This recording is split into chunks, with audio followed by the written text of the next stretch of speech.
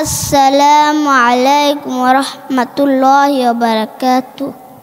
নবীজির বাণীকে হাদিস বলে।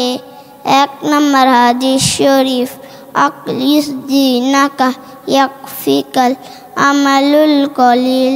হাদিস শরীফের অর্থ, তোমার ঈমানকে খাঁটি করো, অল্প আমলই রাজাতের জন্য যথেষ্ট হইবে। 2 নম্বর হাদিস শরীফ, খায়রুকুম মান তাআল্লামাল কুরআনা ওয়া আল্লামা।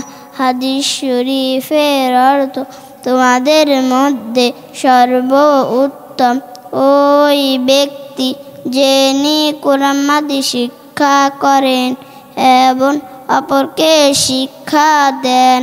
3 নম্বর হাদিস শরীফ, তলাবুল ইলমি ফারিদাতুন আলা কুল্লি মুসলিম। হাদিস শরীফের অর্থ, দ্বীনি ইলম তলব করা প্রত্যেক মুসলমানের উপর ফরজ।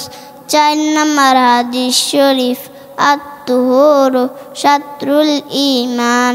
হাদিস শরীফের অর্থ, পবিত্রতা ঈমানের অঙ্গ। 5 নম্বর হাদিস শরীফ, মিফতাহুল জান্নাতিস সালাহ। হাদিস শরীফের অর্থ, নামাজ বেহেশতের চাবি। আপনার আদরের সন্তানকে মানসম্পন্ন প্রতিষ্ঠানে ভর্তি নিয়ে আপনি চিন্তিত?